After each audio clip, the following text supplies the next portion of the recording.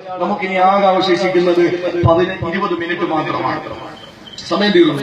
മൂന്നാമത്തെ ഉപദേശം, അള്ളാഹുവിന്റെ പ്രിയപ്പെട്ട പ്രവാചകന്റെ പ്രിയപ്പെട്ട സമ്മത സഹചാരി മഹാനായ അബൂദർദാ റളിയല്ലാഹു അൻഹു മൂന്നാമത് കൊടുത്ത ഉപദേശം, നീ ഒന്നുകിൽ ആലിമാകണം, അല്ലെങ്കിൽ മുതഅല്ലിമാകണം, അല്ലെങ്കിൽ ശ്രദ്ധിച്ച് കേൾക്കുന്നവനാകണം, അല്ലെങ്കിലോ അവരെ സ്നേഹിക്കുന്നവരാകണം. അഞ്ചാമതൊരു വിഭാഗത്തിൽ പെടാൻ പാടില്ല. ഇത് ഹദീസ്, നബി തങ്ങളുടെ ഹദീസ് ആ വ്യക്തിക്ക് കൊടുത്ത ഉപദേശമായി എടുത്തുദ്ധരിച്ചുകൊണ്ട് അബൂദർദാ റളിയല്ലാഹു അൻഹു പറഞ്ഞെങ്കിൽ, എന്റെ സഹോദരങ്ങളോട് ഒരു 5 മിനിറ്റ് ഈ കാലഘട്ടത്തിന്റെ വിഷമാവസ്ഥയെ പറ്റി ഒന്ന് പറയട്ടെ. ഈ സമുദായത്തിൽ നിലനിൽപ്പില്ലാതെ പോവുകയാണ്. എത്രത്തോളം അറിയുമോ? ശ്രദ്ധിക്കണേ സഹോദരങ്ങളെ. ഇന്ന് ഏത് സ്നേഹത്തോട് കൊണ്ടുവരണമെന്ന് മുറവിളി ഓട്ടുന്നവര് പള്ളിയിൽ, നാട്ടിലെ 5 പള്ളിയുണ്ടെങ്കിൽ ഒരു പള്ളിയിൽ ബാങ്ക് വിളിച്ചാൽ പോലെ ബാക്കി 4 പള്ളിയിലെ ബാങ്കത്തിനാണെന്ന് ചോദിക്കുന്നവരെ, നിങ്ങളെ വിഡ്ഢികളുടെ സ്വർഗത്തിലാ സംശയമില്ല. അള്ളാന്റെ പള്ളിയും പടപ്പാലിന്റെ ചിഹ്നങ്ങള് ഈ നാട്ടില് സഹോദരങ്ങളെ ഇന്ന് ചോദ്യചിഹ്നമായി കൊണ്ടിരിക്കുമ്പോ എത്രത്തോളം എന്നറിയുമോ സഹോദരങ്ങളെ?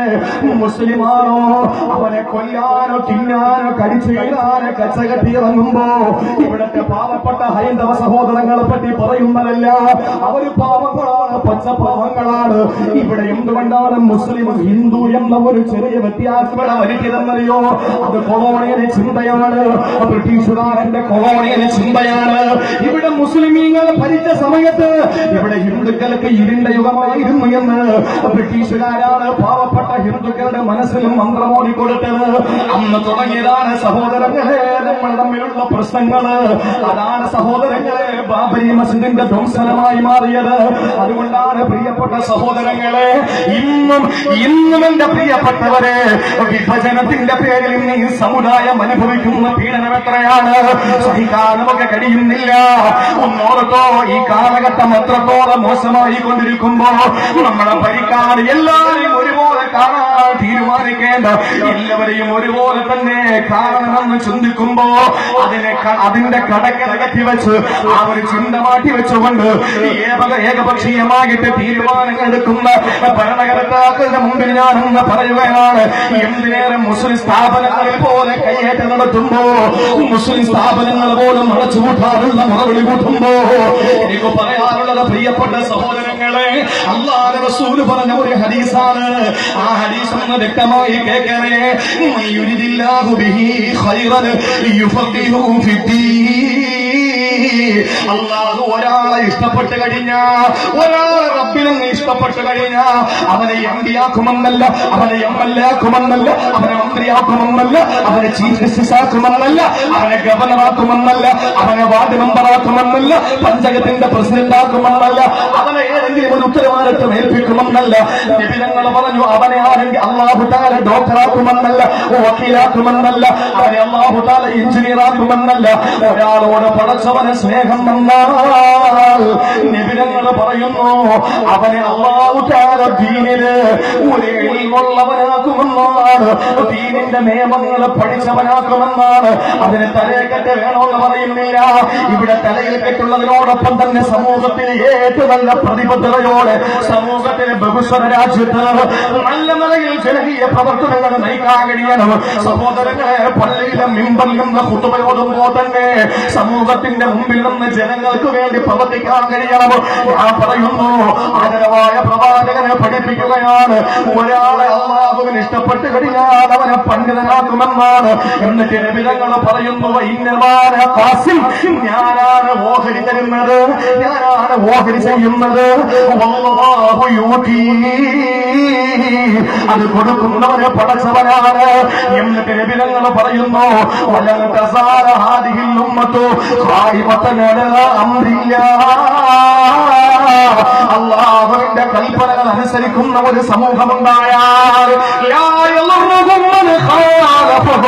അവിടെ ശത്രുക്കൾ അവരെ ഒന്നും ചെയ്യില്ല. ഒരു ഒന്നും അവർക്ക് ചെയ്യാൻ കഴിയില്ല. ഏക സിവിൽ കോഡ് ഭാരതത്തിന്റെ പുറത്ത് കൊണ്ടുവരാൻ രാജ്യത്തിന്റെ അധികാരികൾക്ക് കഴിയില്ല. രാജ്യത്ത് ഏക സിവിൽ കോഡ് നടപ്പിലാക്കാൻ രാജ്യം ഭരിക്കുന്ന സവർഗ ഫാസിസ്റ്റ് നാസിസ്റ്റ് ദുർഗുണ പ്രതിരോധ പിന്തുണ ശക്തികൾക്ക് കഴിയില്ല. എന്തുകൊണ്ട് കഴിയില്ല? ഒരൊറ്റ ഡിമാൻഡ് അല്ലാഹുവിന്റെ റസൂൽ വെച്ചു. എന്ത് ഡിമാൻഡ് എന്നറിയുമോ?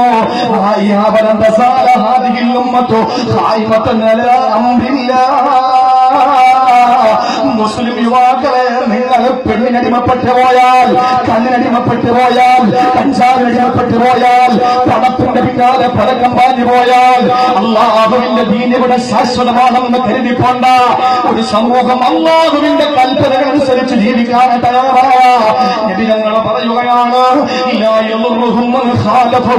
അവരെത്ര വലിയ രാജ്യത്തിന്റെ അവകാശികളാണെങ്കിലും, അവരേതെല്ലാം രാജ്യങ്ങൾ ചുറ്റിക്കറങ്ങി കണ്ടവരാണെങ്കിലും, അവര് എന്തെല്ലാം ചെയ്തവരാണെങ്കിലും അവർക്കൊന്നും ചെയ്യാൻ കഴിയില്ല. ഏതുവരെയും അറിയോ?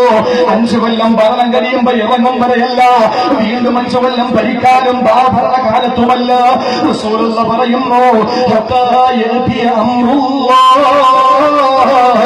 അള്ളാന്റെ കൽപ്പന വരുന്നത് വരെ, ലോകാവസാനിക്കുന്നത് വരെ, അള്ളാഹുവിന്റെ ദീനനുസരിച്ച് ജീവിക്കുന്നവരെ ഒന്നും ചെയ്യാൻ കഴിയില്ല എന്ന് പഠിപ്പിച്ചത്. തമാശയ്ക്ക് പോലെ കള്ളം പറഞ്ഞിട്ടില്ലാത്ത, അതിനെല്ലാം തമാശയ്ക്ക് പോലും അസത്യത്തിന്റെ രാജന കടന്നു വന്നിട്ടില്ലാത്ത ആമിനയുടെ പൊന്നമോ മുഖ്ബിറെ സാദിഖ്, ആദരവായ പ്രവാചകൻ, ലോകത്തിന്റെ മുത്തേ നബി മുഹമ്മദ് മുസ്തഫ, അല്ലാഹുവിന്റെ റസൂൽ.